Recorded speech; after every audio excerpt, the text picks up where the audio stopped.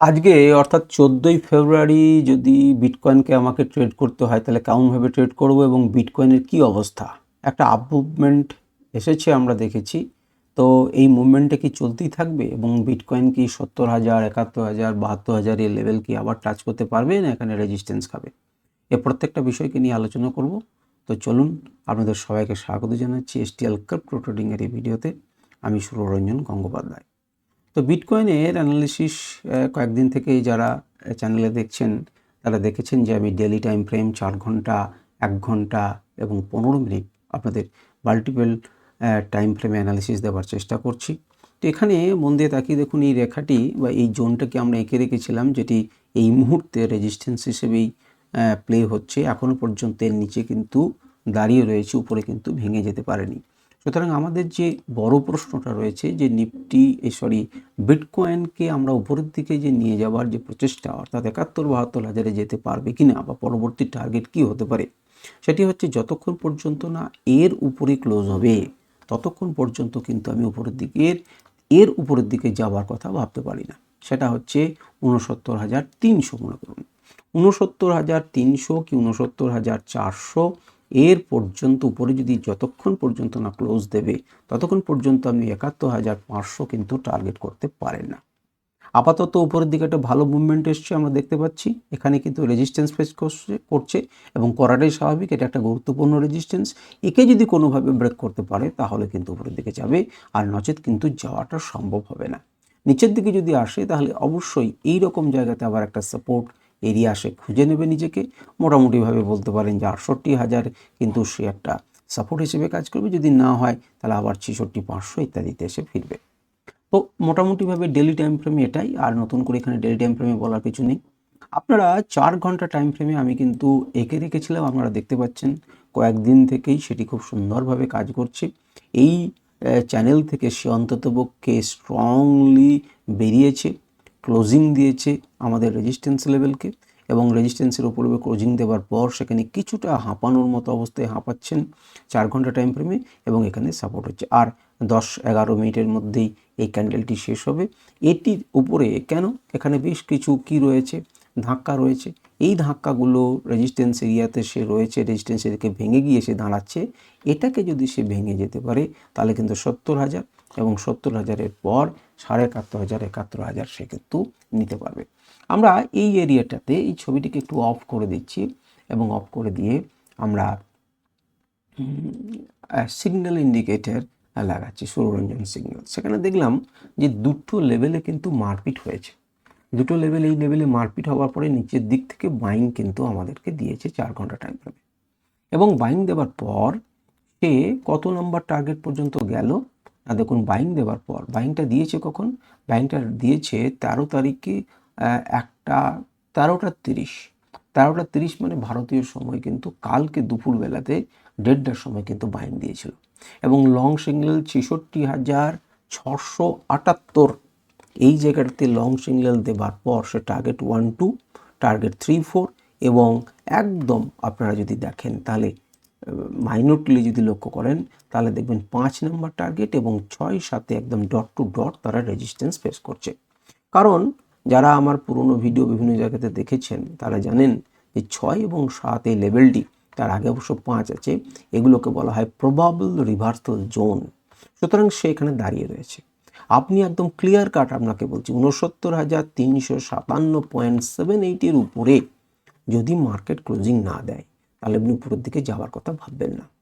আর যদি এর নিচে ক্লোজিং দেয় তাহলে নেক্সট সাপোর্ট জোন কিন্তু এইটা, অর্থাৎ 68,161 থেকে 68,001, এই যে জোনটা, এই জোনটা এই মুহূর্তে বিটকয়েনের ক্ষেত্রে কিন্তু সাপোর্ট জোন, এটি কিন্তু রেজিস্ট্যান্স জোন। অর্থাৎ 69,000 ওই 250 থেকে 69,350 পর্যন্ত এই 100 পয়েন্টের এই জায়গাটা রেজিস্ট্যান্স হিসেবে কাজ করবে, এটি কিন্তু সাপোর্ট হিসেবে কাজ করবে যারা 4 ঘন্টার টাইম ফ্রেমে ভাবনা চিন্তা করছেন তাদের জন্য। খুব ক্লিয়ারলি এটাকে মেনে চলুন, এবং যদি 6-7কে ভেঙে দেয় এই অবস্থাতে তাহলে কিন্তু পরবর্তী টার্গেট আমাদের 70,356, এবং তারপরে কিন্তু 71,392 বা 71,453 ওই রকম অঞ্চল, সেটি হচ্ছে 9-10 লেভেল। সুতরাং আপনাদের কাছে একটা ক্লিয়ার চিত্র থাকলো বাইং দেওয়ার পর কিন্তু বেশ কিছুটা পয়েন্ট ওই ৬৬,৭০০ ধরি, ৬৬,৬৫০ থেকে আমরা কিন্তু মোটামুটি ৬৯,২০০ 350 পর্যন্ত টার্গেট কিন্তু ভোগ করলাম। প্রায় ৩,০০০ পয়েন্ট কিন্তু আমরা ভোগ করেছি, ২,৫০০-৩,০০০ পয়েন্ট কিন্তু ভোগ করলাম এই ইন্ডিকেটরের সাহায্যে। ঠিক আছে, এবারে সে স্বাভাবিকভাবে কিছুটা দাঁড়াবে এবং আমাদের কাছে লেভেলস রয়েছে, এই লেভেলসের উপরে যদি পৌঁছাই তবেই কিন্তু আমরা 4 ঘন্টা টাইম ফ্রেমে ওপর দিকে যাব। আপনারা স্ক্রিনশট নিতে পারেন এবং সেই হিসেবে বিচার বিবেচনা করুন। প্রাইস অ্যাকশানে উঠলো এবং তখন কিন্তু ৭১,০০০-এর দিকে আমরা পৌঁছাবো। যারা আরেকটু ছোট টাইম ফ্রেমে কাজ করবেন, তাদের জন্য, অর্থাৎ যদি আমরা 1 ঘন্টাতে যাই, তাহলে 1 ঘন্টাতেও দেখবেন আমি আপনাদের জন্য এঁকে রেখেছিলাম যে লেভেলগুলোকে ভেঙেছে। দেখুন সুন্দরভাবে ভেঙেছে। আমি এটাকে আরও একটু বাড়িয়ে দিতে পারি। আমরা যখন এই নিচের দিক থেকে গেলাম তখন এখানে ধাক্কা খেলো, সেটাকে লোগুলোকে তুলে মার্কেট উপরের দিকে যাওয়ার চেষ্টা করলো, সঠিকভাবে ভাঙলো এবং তারপরে সে দাঁড়িয়ে রয়েছে। কেন এই জায়গাতে দাঁড়িয়ে রয়েছে? তাকিয়ে দেখুন, এখানে দাঁড়িয়ে থাকার কারণ রয়েছে। কারণ এখানে কি আছে, একটা রেজিস্ট্যান্স এরিয়া আছে, সেই রেজিস্ট্যান্স এরিয়াটাকে জয় করার চেষ্টা করছে। এই রেজিস্ট্যান্স এরিয়াটাকে যদি বেরিয়ে যায়, ভেঙে উপরের দিকে যায়, তখন কিন্তু আমরা উপরের দিকে চিন্তা ভাবনা করব। তাতে আমি একটু ছোট করে আপনাদেরকে দেখানোর চেষ্টা করি। এখানে কিন্তু খুব ভালো একটা প্যাটার্ন 1 ঘন্টার টাইম ফ্রেমে 15 মিনিটে স্পষ্টভাবে বুঝতে পারবেন। এখানে কিন্তু খুব সুন্দর একটা প্যাটার্ন তৈরি হচ্ছে। আপনারা কেউ কমেন্ট করে বলতে পারবেন যে এই প্যাটার্নটা কী প্যাটার্ন? 1 ঘন্টার টাইম ফ্রেমে এই প্যাটার্নটার নাম হচ্ছে বুলিশ পিনাট প্যাটার্ন। এই প্যাটার্নের লক্ষ্য কিন্তু উপরের দিকে থাকে। তাহলে সেই ক্ষেত্রে এই জোনটাকে যদি ভাঙে তাহলে কিন্তু উপরের দিকে ভাবনা চিন্তা করতে পারেন। একটা কাজ করি, আমাদের সামনেই আমি দুটো লেভেলকে ড্র করে দিই এবং সেই লেভেল দুটোকে আপনারা মনে রাখুন। লেভেলটা কেমনভাবে ড্র করছি একটু তাকিয়ে দেখে নিন এবং তারপর আপনারা সেটাকে মনে রাখার চেষ্টা করুন। আমি নিচের দিকেরটা দিলাম না, নিচের দিকেরটা অনায়াসে আপনি এইভাবে একটা স্ট্রেট লাইন দিয়ে দিতে পারেন, বেশ ঠিক আছে। নিচের দিকটাও আমি দিয়ে দিই যাতে এটা রেকর্ড থাকে এবং আমি আপনাদেরকে বলতে পারি। বাস এইটা হচ্ছে আপনার ভাবনা চিন্তা হবে। এর উপরে আমি বুলিশ, এর নিচে আমি বেয়ারিশ। এবারে চলুন একটুখানি প্রথমে আমরা দেখার চেষ্টা করি যে আমাদের সিগন্যাল ইন্ডিকেটর আমাদেরকে কোনো রকম সাহায্য করেছে না করেনি। যে ইন্ডিকেটরের সাহায্যে লেভেলগুলো আমরা দেখাই, খুব সুন্দর সাহায্য করেছে। আমরা দেখতে পাচ্ছেন লং সিগন্যাল জেনারেট করেছে 13ই ফেব্রুয়ারি 7:30-এ। 13 তারিখে 7:30-এ আপনাকে লং সিগন্যাল জেনারেট করার পর দেখুন টার্গেট 1-2 ৬৬,৬০৪-এ জেনারেট করেছে এবং কোন জায়গাতে এসে সে সাপোর্ট নিচ্ছে দেখুন 6 এবং 7। দেখুন 6 এবং 7-এ এসে কী করছে, সাপোর্ট বলছে, রেজিস্ট্যান্স ফেস করছে। আপনাদেরকে বললাম এটা রিভার্সাল জোন।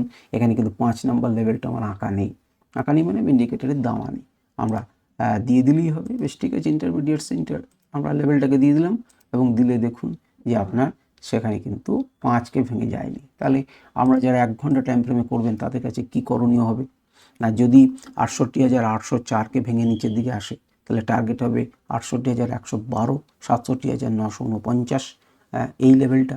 আর যদি এটাকে ভেঙে উপরে যায় তাহলে উপরের দিকে চিন্তা ভাবনা করবেন ৭০,০০০-এর উপরে চলে যাবে। সুতরাং আপনি এখানে কি করবেন, একদম ক্লিয়ার কাট এই লেভেলগুলোকে মনে রাখুন।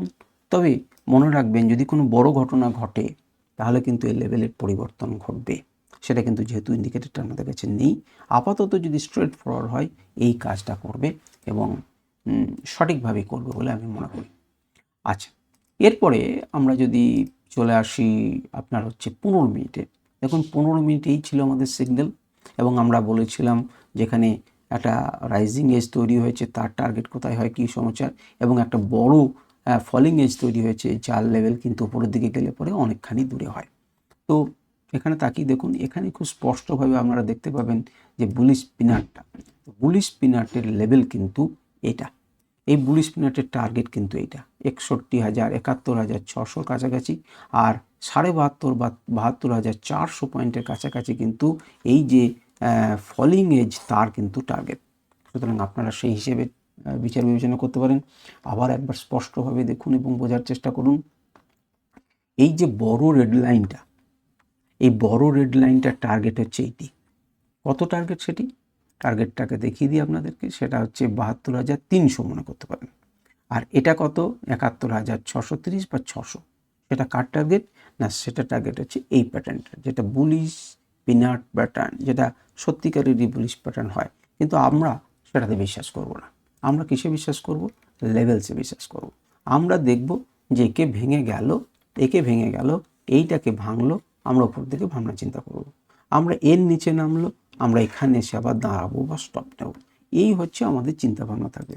আমি এটাকে বন্ধ করে দিই এবং তার পরিবর্তে আমাদেরকে সিঙ্গেল ইন্ডিকেটরটা দিই এবং দেখি যে কী ধরনের ঘটনা ঘটছে।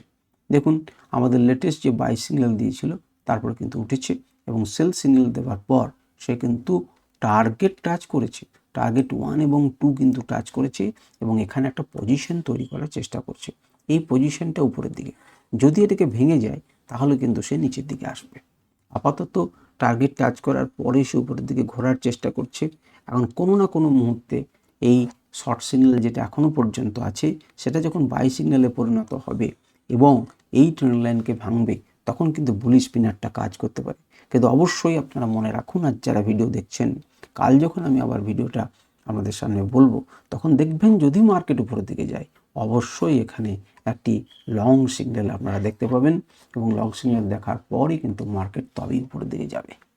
তো এখানে টার্গেট 1 টাচ করেছে, এটা এই মুহূর্তে আমাদের কাছে, যদি যারা 15 মিনিটে কাজ করবেন, এটি আমার কাছে কিন্তু সাপোর্ট হিসেবে কাজ করবে। কত? 65,588 থেকে 68,588 থেকে 68,700 পর্যন্ত এই লেভেলটা সাপোর্ট হিসেবে কাজ করবে। আর আমাদের কাছে তার রেজিস্ট্যান্স 1 এই লেভেলটা কিন্তু যেটা লেখা আছে এই অনুযায়ী, এই লেভেলটা কি করবে না আমাদের কাছে রেজিস্ট্যান্স হিসেবে কাজ করবে।